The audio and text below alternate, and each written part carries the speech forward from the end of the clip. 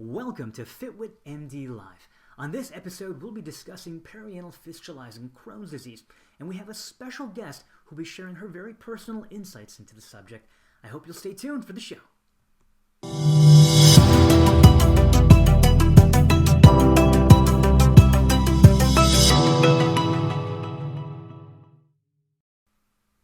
Hello and welcome to FitWitMD Live.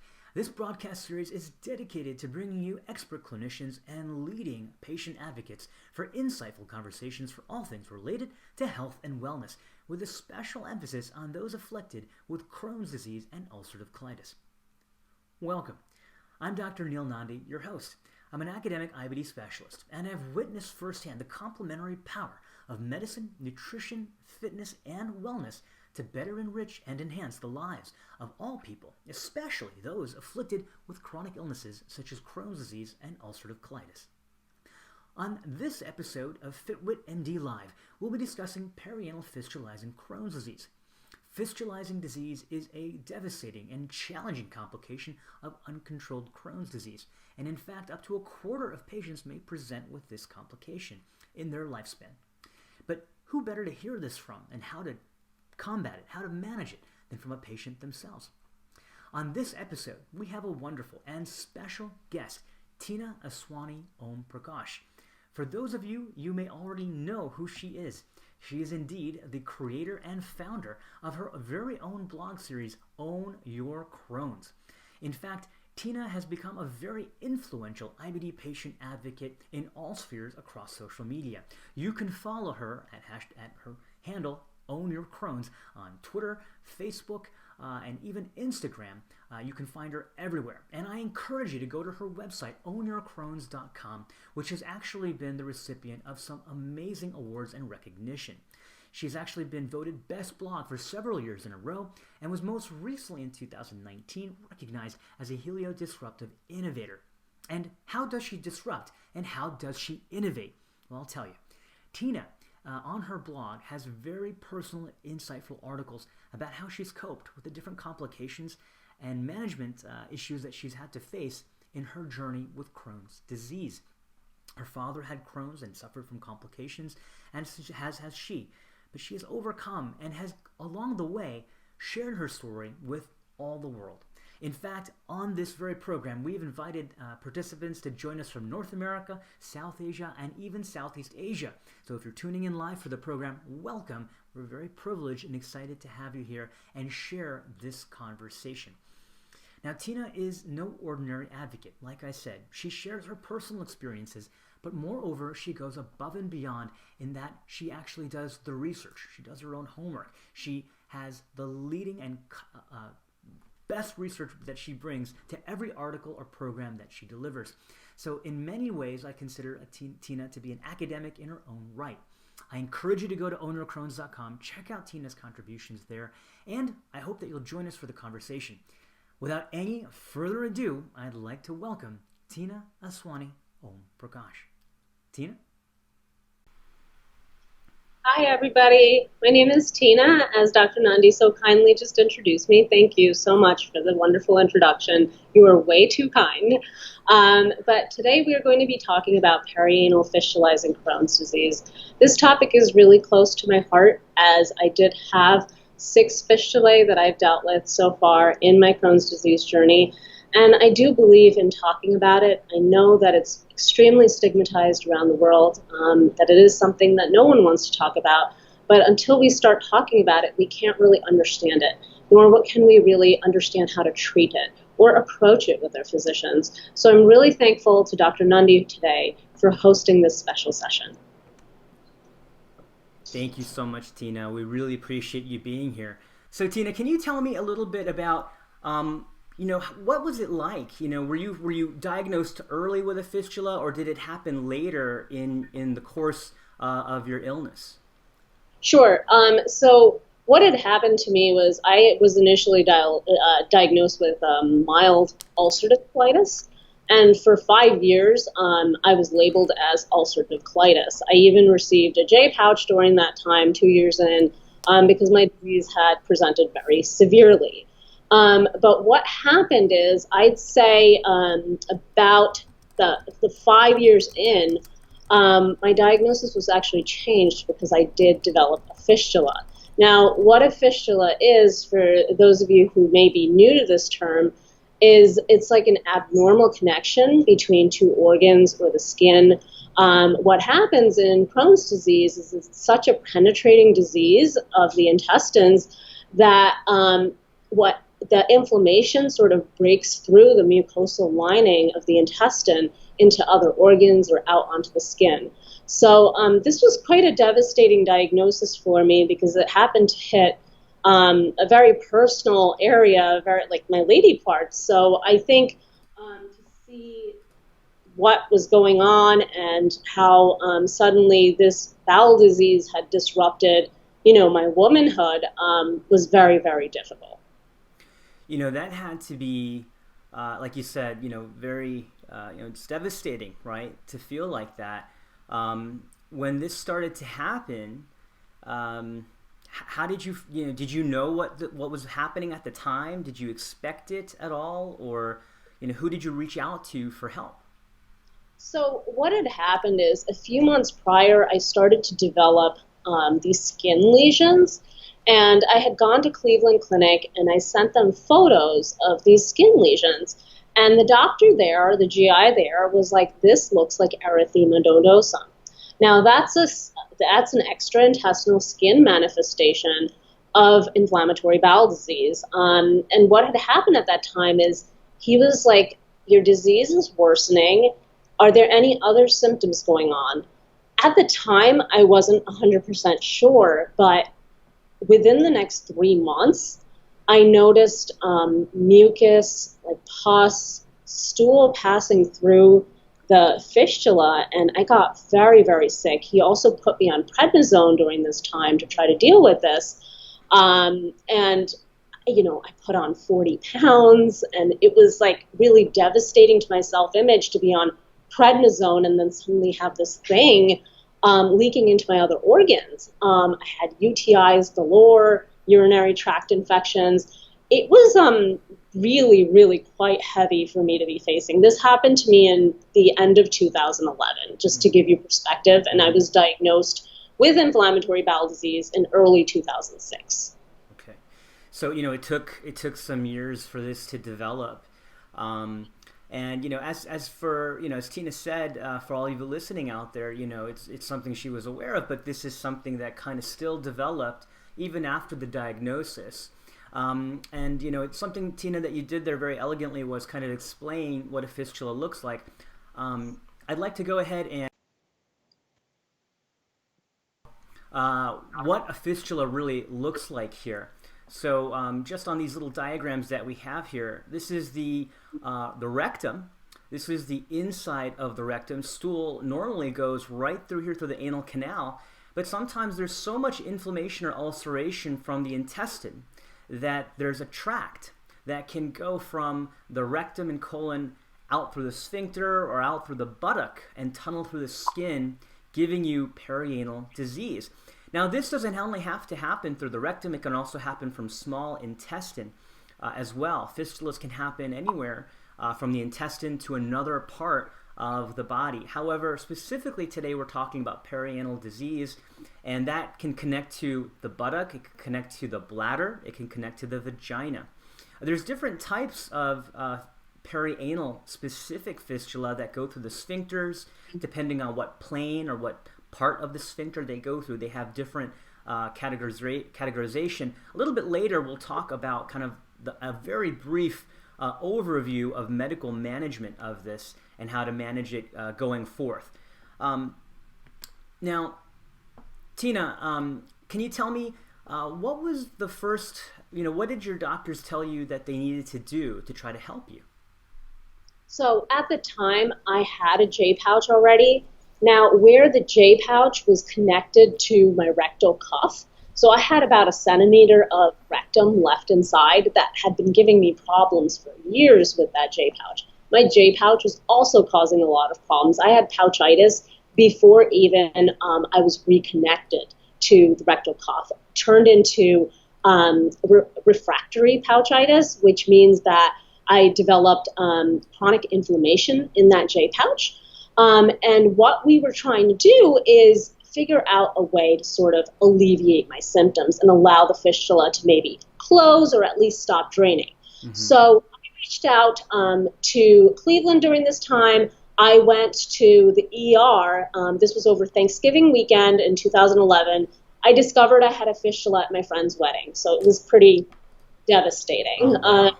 Yeah, and I headed for the ER that same weekend. I was being seen in New York at the time, and the doctor's like, you have two options. You can either divert, meaning we can disconnect your J pouch, give you a temporary stoma again, a temporary ileostomy, so an ostomy bag again, to give that area a chance to heal and rest, or we can remove your J pouch. Now, the removal sounded pretty intense to me. And honestly, I needed to get some sense of normalcy again and feel like a woman again. And I was like, let's take the path of least resistance. Less is more. Just divert me. So at this time, my J pouch was disconnected, and I was given a temporary ileostomy. It was a loop, which caused a lot of problems to begin with. I've sort of been left with that loop for the last 8 years since this happened, 8.5 years since this happened. But during that time, what had happened is the drainage stopped because there wasn't stool passing through. So for a few months, I did well. And then things restarted again. Tina, I can't imagine the frustration that you had to experience, throughout all those ups and downs. And I just want to, point that out for the patients who might be tuning in, that, there's may not be one straightforward, cure or straight cut treatment, but it might take a series of treatments, a series of, different pronged approaches to try to heal the fistula. And it's possible. But it can be very challenging for many patients, to say the least. You mentioned this happened at your friend's wedding, right? And we had one of our friends online mention that things always happen, right? On holidays and special occasions. So how do you what is that like? When you're out there, and I've spoken to you a couple times. It's not the only time something has happened at an occasion, right? Yeah, it's not the only time. I was at a high school friend's wedding, and as you know, a lot of Desi people, Indian people, prefer to get married Thanksgiving weekend because it's an easy holiday to do this over because we have a few days off. So as it is, I was not feeling well. I didn't make it to the wedding or the Sangeet. I only made it to the reception. Brought my own food because I couldn't even eat spicy food or, Indian buffet style food. And here I was 40 pounds heavier because remember, for 3 months I've been on prednisone at this point. So I'm borrowing a relative's larger Indian outfit to wear. And I'm already devastated to look like this in front of my high school friends. And then I had to go to the bathroom because I was feeling extremely nauseous and sick, and I felt like something was draining. I think I spent about an hour in the bathroom trying not to have a breakdown, and I did have a breakdown. And I was just like, what is going on with me? And I knew I was spiking a fever. We ended up leaving early from that wedding, and within the next couple days, I ended up in the ER.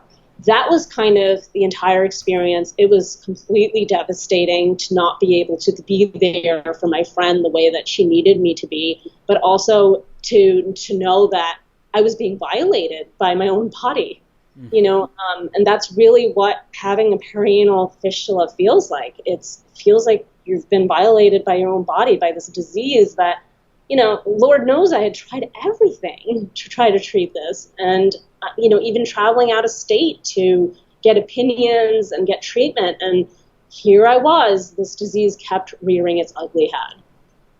It's very hard. Very hard, very hard. And Tina, I know that not every every person, especially you, outwardly projects a lot of great strength, and no doubt you're very strong. But I know that this is challenging for you internally, and I say that only out loud because if you're tuning in and this is happening to you, or you're concerned about it happening to you, all those feelings, all that frustration, it's normal, and there may be a challenging path ahead, but by working together, by working with your healthcare team, by listening to wonderful patient advocates like Tina and getting good information, there's ways that you can help get yourself better. You just have to empower yourself with the right knowledge. Now, we kind of touched upon it a little bit. You and I are both South Asian. I'm Bengali and born here in America, and NRI, non-resident Indian, as they say, or ABCD, whatever you'd like to call. But I'm a proud Bengali American. See, for those of you know, yes. In our culture, many things are taboo, and it's not unique to just our culture. Many things are taboo. But certainly medical illnesses that are sensitive, like inflammatory bowel disease, are certainly no exception. And I'm wondering, for those of you who are tuning in, if you have experienced any type of stigma or negative reactions from friends or your own family when discussing or having to deal with issues, and having a perianal fistula is one of those extreme examples where this might come up. What's your experience been like in the South Asian community, discussing it, talking about it? What's that been like for you, Tina? I think that's a great question, and I do talk a lot about this on my blog. I think having inflammatory bowel disease is hard enough. You have a bowel condition, and you sort of overlay it as a stomach condition, and that's what a lot of people just thought I had some little stomach thing going on. And then you get an ostomy, and then you get a fistula. And it's one of those things where it's like, it's layers, nuances of stigma that keep building up. We don't talk about disease. We don't talk about quote unquote flaws. Many of us have a lot of difficulty getting married, if at all, and especially with an ostomy or a fistula. Forget about it. I think and this is understandably so in many cultures, not just South Asian culture, where we're concerned about reproduction. We're concerned about the female's ability to perform, cook, clean, take care of the house, even work. And it's one of those things that it's almost a liability to marry someone with this kind of condition in a lot of cultures. And that has been my experience too, is at one point I was accepted. When my disease was just mild, I was accepted by society still because I wasn't talking about it and all of that. Once things got serious, once I lost 50 pounds and then gained 40 pounds, people thought I had eating disorder and this and that going on. Things started to change. People started to look at me differently. I became very self-conscious in the community and turned really inward. And this led to a lot of depression and anxiety. The reason why I speak up about this today is because I can't, what I went through, I don't want anybody else to go through. Yeah. And I know I can't, change that. But at least I can open up the world to seeing otherwise. That a woman with a fistula can still be beautiful. That a woman with an ostomy bag can still be gorgeous or look a certain way, still present herself to society in a way that's considered acceptable. And I hate that, whether it's arthritis, lupus, whatever condition that you have, you can still lead a full life. With optimization of medication, diet, etc., stress management, all sorts of things, you can still lead a full life. And I don't want people to feel otherwise. And this disease takes such a hit on your own self-confidence, on your own self-worth, that to be rejected in terms of marriage or jobs or society in general, that's like a whole other layer that we don't need to be dealing with. Yeah. So that's why I talk a lot about this stigma, and so that people can feel comfortable. In minority communities, other communities around the world can feel more comfortable. Hey, Tina's talking about it. I can talk about it too. Yeah. I love how you just said that, and I think what you're saying, to everyone, that everyone may not feel like this, but they should feel like this. We want them to feel like your disease does not define you. It doesn't need to constrain you. There's ways to go beyond it, and to find treatments for the physical ailments, and to find the emotional and mental support you need. Something you touched upon, and for our viewers, we'll do a whole series of segments on multiple things here. We could make an interview on all sorts of topics that we've just brought up, but I would be amiss not to talk about, you mentioned how this affects intimacy, your relationship, how you feel as a female, future pregnancy and whatnot. And some of, you have someone who I know, who I have yet to know well, but amazing husband, Anand, right? How did you find such a supportive partner? And is it possible? I'm going to ask the obvious, but the rhetorical question in this scenario, but how did you find such a supportive partner? I think I often say, when you've been dealt such a difficult hand, somehow you find a way through, you get the shoes to walk through it. And I think Anand has really been that person for me, who's helped me tread such a difficult path.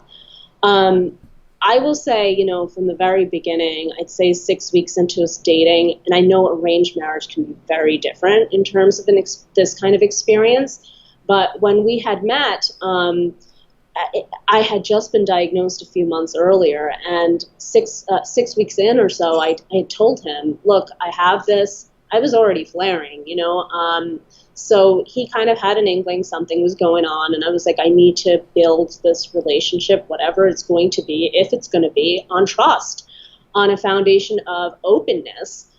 So I told him openly, this is what it is. I don't know how severe it's going to get. I don't know what this is going to look like in a few years, or maybe it won't be that bad. I can't predict, and I don't want to tell you right now to stay with me necessarily. I want this to be your decision, but don't make this decision 2, 4, 6, 7 years from now or 20 years from now to leave me because of this condition. So I was really open from the get-go. I was open with his parents the first time I met them as well, and I think people appreciate that openness. I know in our culture, people are really afraid to talk about this kind of stuff. You have to own what it is that you have, present it in a way that is, this is the situation. I'm doing my best to manage it, and I'm always going to do my best to manage it.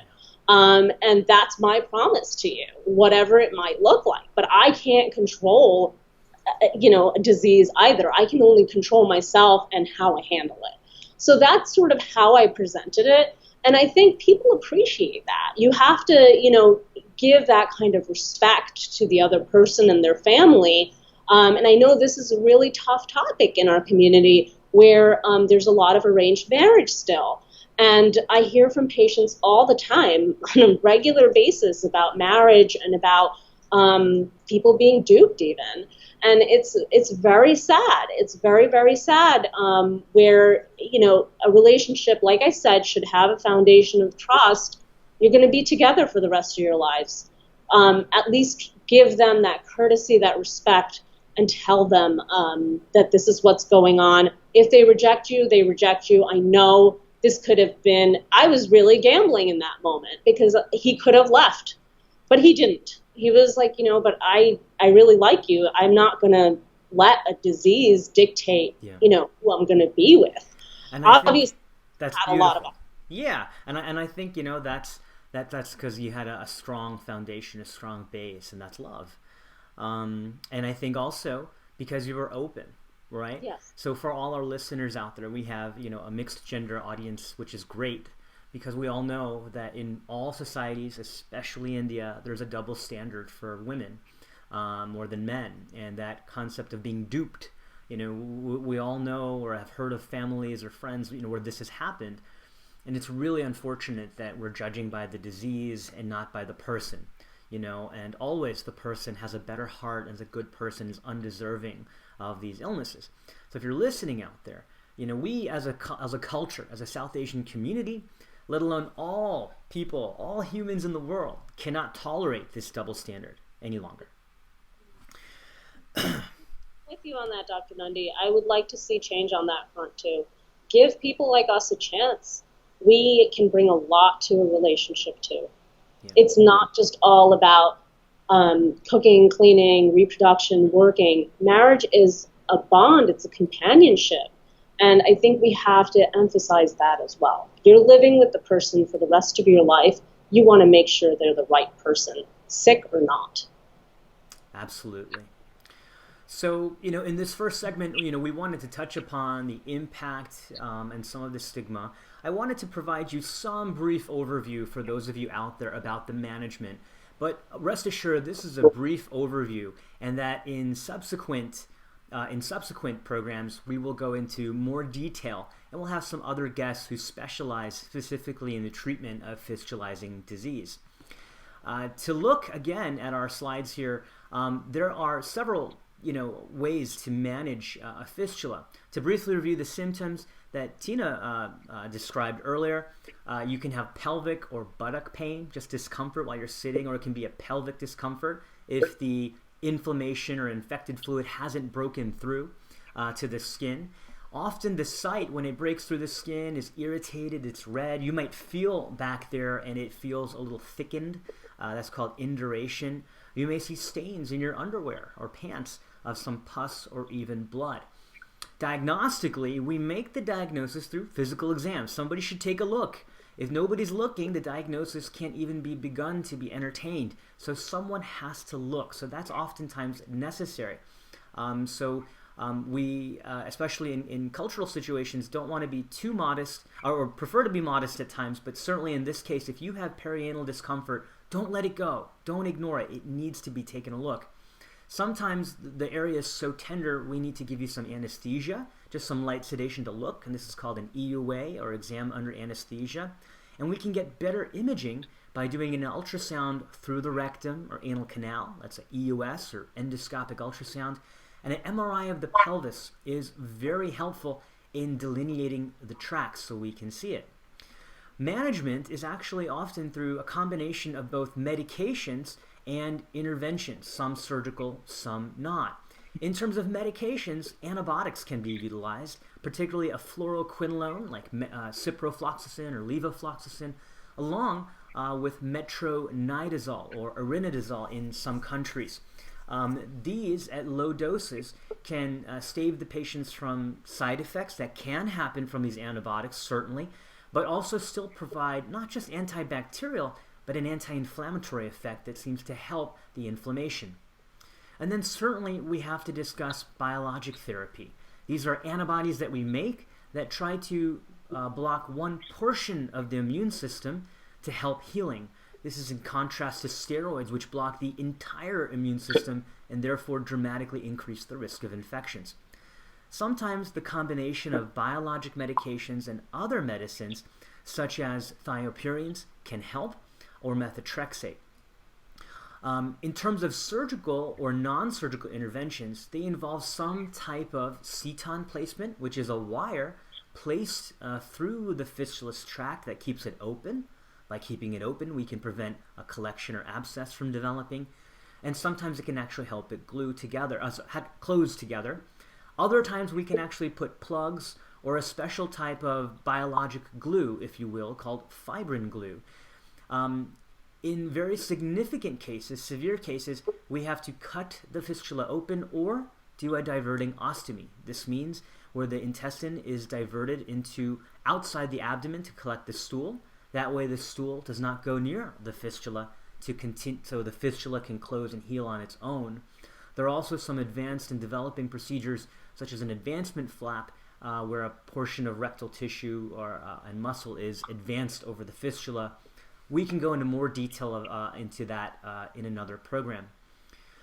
Of course, we have to be very careful.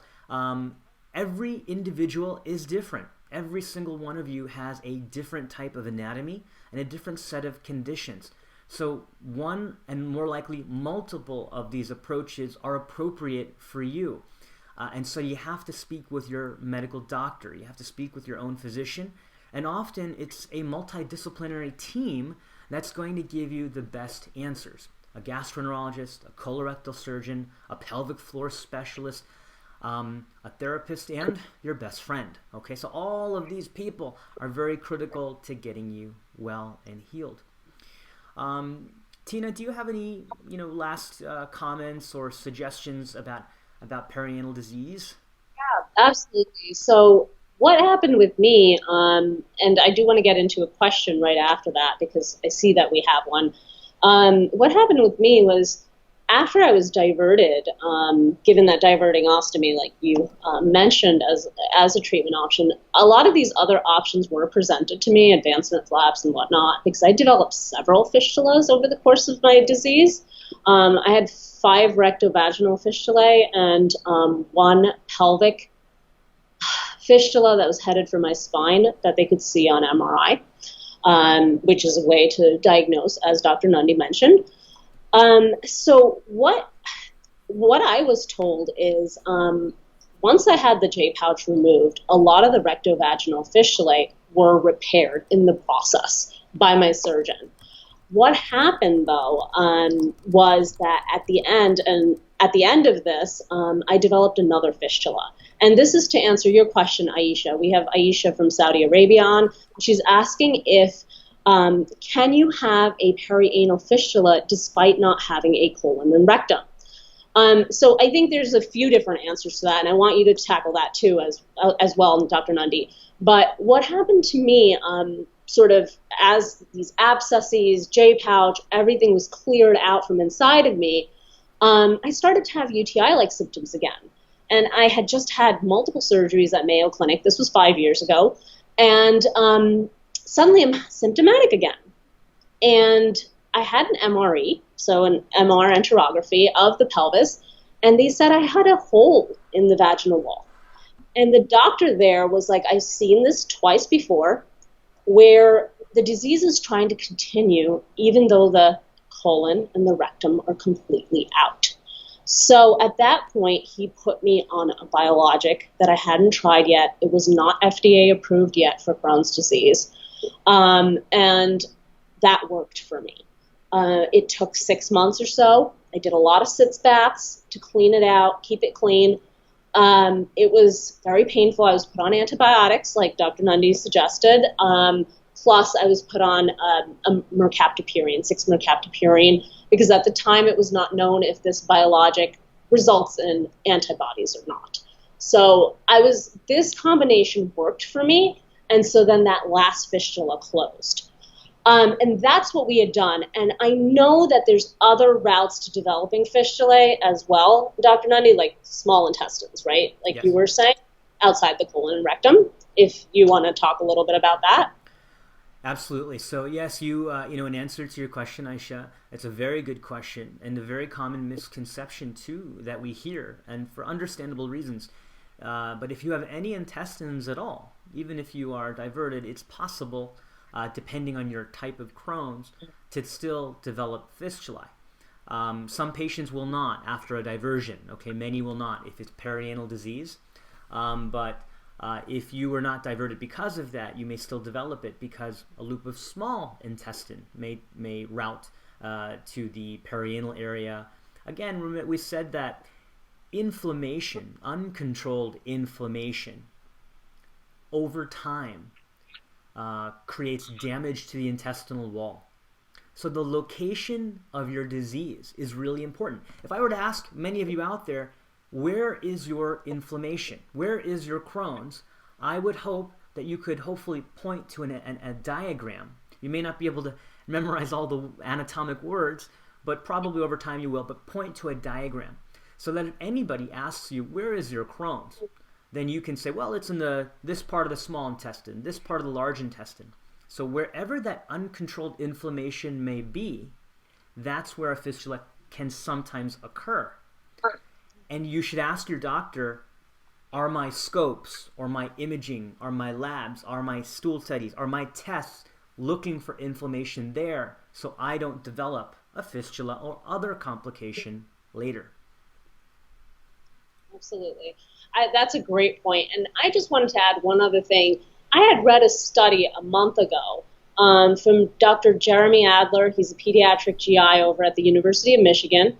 And we've spoken about fistulizing disease at conferences before. And he put out a paper in conjunction with the University of Michigan about how early treatment, especially in young adults and in children as adolescents, meaning early aggressive treatment of Crohn's disease can actually prevent fistulizing disease and fistula-related complications. So I think that's pretty groundbreaking in the sense that it shows how important it is to proactively treat Crohn's disease, and fistulas are one major complication of that. Am I correct with that, Dr. Nandi? 100%. And, Dr. Adler, wonderful gentleman. You can find him on Twitter as well. He's a wonderful researcher and a compassionate fellow, I hear, too. But that is true. That's in pediatric literature. And we know from adult studies as well. We've long known, prior to the 21st century, through what's called natural history studies, that where we didn't have treatments other than surgery or steroids, that's all we had, that about up to 80 to 90% of patients would develop require surgery at some point in their lifetime. Okay, this is like a 20-year long study, and you could observe that. And it's because we weren't treating early enough. Now, in the 21st century, where we have access to biologics and other therapies, there's no excuse why we shouldn't start early. However, we need to know, why isn't treatment starting early enough? And one is delayed diagnosis. Two is not being aggressive enough about starting that therapy. Three, not educating our patients to a comfort level where they feel comfortable taking these medicines that sound scary, but ultimately, if they work, create enough healing to avoid surgery and to give good deep healing. So we need to start early for sure. Absolutely. And I know that this is a tricky thing around the world to start biologics early. There's a fear around a lot of medications and the side effects, which I personally can tell you the quality of life that I gained from being on a biologic that actually works is significant. I can't live with that kind of Crohn's again after experiencing what remission feels like. So I definitely urge you to have these conversations with your doctor, and I understand that this is complicated because the price of biologics, even in the United States, is pretty outrageous, but even around the world, it's very inaccessible to a lot of patients, and that is something that comes up over and over again in my conversations with patients around the world, and I think it is something that we're going to have to heed and give credence to in the near term. Definitely, we have to address this so that patients can get the appropriate care. 100%. I saw a question that popped up in our feed from Aaron saying, what's the best way to manage fistulas and abscesses if your Humira is failing? So again, always speak to your doctor. The advice that we give here is really educational. Everyone's different. If you are on a biologic therapy and it doesn't seem to be working, there are multiple reasons for that depending on the biologic that you're on. So if you're on an anti-TNF agent like adalimumab, that is known commercially here at least as Humira, then you should ask your doctor if there's other reasons, like, is your drug level high enough? You and I all metabolize food and medicine differently, and we metabolize anti-TNFs to different levels. So if you don't have enough, you might develop disease, so you might need more. So it's possible, if you didn't know, to check drug levels for Humira and other anti-TNFs like the Remicade or infliximab or these agents. Also, we can sometimes develop antibodies against the antibody, right? So these are the biologics, many of them are antibodies, and our body knows that they're not natural proteins that we made. So our immune system makes an antibody to the drug, and it binds the drug and takes it out of the system. So the level left is very low. So that's also possible with some of these agents, particularly anti-TNFs. There are ways to recapture or prevent that from happening, such as using immunomodulators like diapurines additionally, or making sure that doses aren't missed. But again, check with your doctor, but there's certainly ways. Absolutely. And just to quickly add to that, what happened with me on adalimumab, I developed antibodies. So it never ended up working for me. So this is definitely something you want to talk to your doctor about. Why is this happening if it's been working for you for a while, and what your options are, whether that's to optimize treatment, as Dr. Nandi is suggesting, or change treatment options potentially. I think we have some other questions here as well. So I'm from Allison. Yes. So what do patients? There you go. Yeah. What do patients say in emergency rooms when they know they're experiencing perianal occurrence? Likely seeing a clinician who isn't familiar with fistula with Crohn's. Do you want to start, or should I? You go first, and then I'll give the doc perspective. I think this is a really interesting question, Allison, and I think a lot of us don't know what fistulas are from the get-go. When you have Crohn's disease, or even if you have ulcerative colitis, let's say your diagnosis changes like mine did, I think there needs to be a lot more awareness and education around the complications, like how fistulas can present, what kind of symptoms you can develop, so that you can be armed to bring it to the emergency room.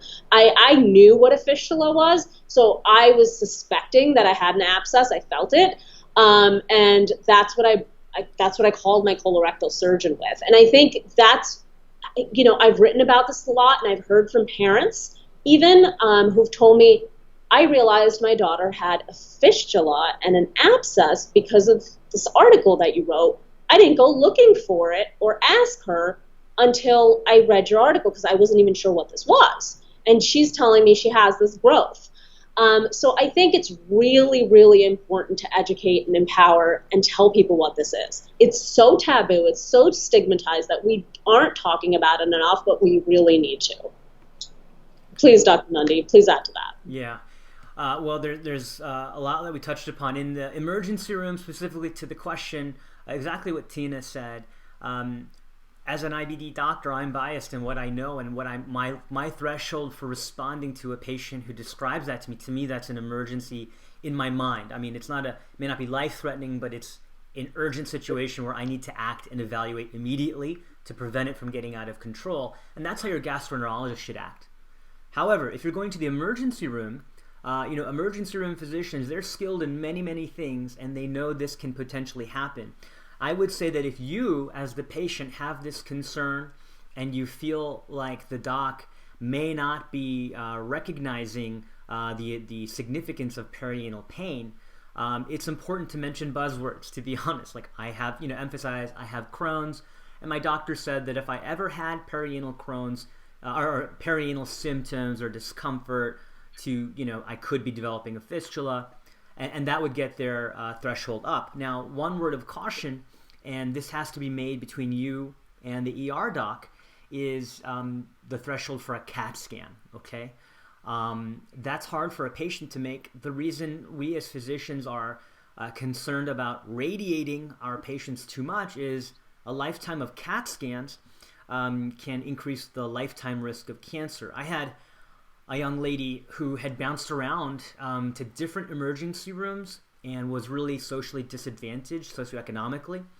And she had something like 16 CAT scans in the matter of 22 months, which is excess number of CAT scans. And so if you ever find yourself, now they may be necessary to look for an abscess, but if you ever find yourself as a patient where you're flaring, things aren't getting better, and you do have to make those trips to the ER frequently, we understand. But if you've had a lot of CAT scans done closely, just think to yourself, or remind the doctor of that, okay? And say, hey doc, is it necessary? I was just here 2 weeks ago. Could we hold off on this? Is there another way to look? Or could we wait for the gastroenterologist or surgeon to help make the decision? Can you give them a call? We're always on call. I think those are things that you can say in the emergency room to kind of avoid too much radiation too. Great points, Dr. Nandi. That's exactly what I do, or I ask, is it possible to do an MRI instead? Whatever options that you can give to the ER doctor to call your doctor is key. That's what I generally do as well. Yeah. So, are there any questions? I think we have some good questions about from Allison about how to manage an abscess or a sinus tract with different drains or a ceton loop, and we want to answer that question. But I think just for time purposes and because Tina and I we would like to dedicate a whole section, a whole chapter just to describing medical management, surgical management. We'd like to save that for then.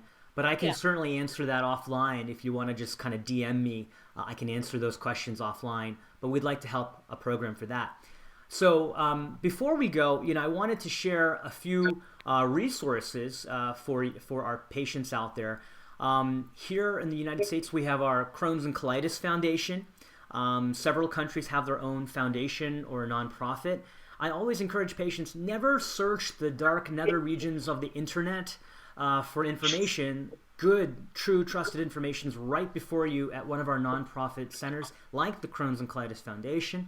You can also trust some of our wonderful IBD patient advocates, and definitely I want you to trust Tina because she really knows what she's talking about. She's done the research, she's written about it, and she's developed such an immense personal and academic knowledge of what happens. She's a very trusted person. So please, check her blog posts out because they're full of very rich information.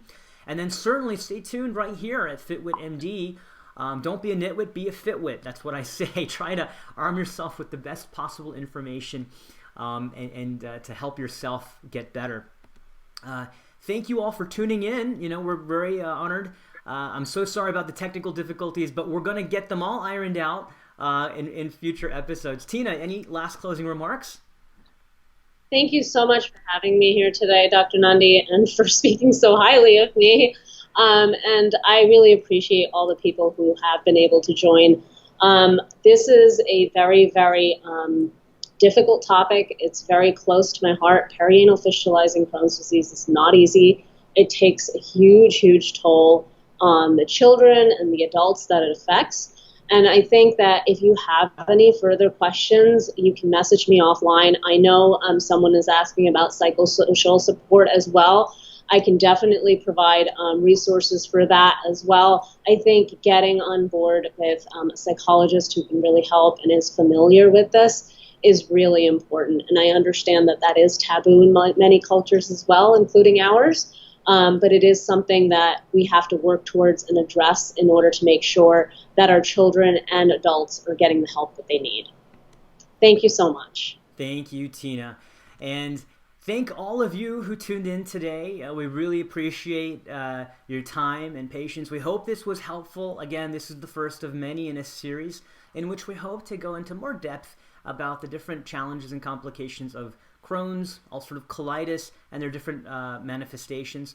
If you have questions, please drop them in. We'll be happy to go ahead and answer them over time. If you have suggestions for other ideas or topics, by all means, please do enter them in the comments below, and we're going to do our best to try to tackle them over time. If you have, certain ideas for anything, I am all ears and would love to hear from you. Again, my name is Dr. Neilanjan Nandi. Thank you so much for joining us on this beautiful Saturday. I wish you well, and I hope that you are wealthy. Have a great day. Thank you.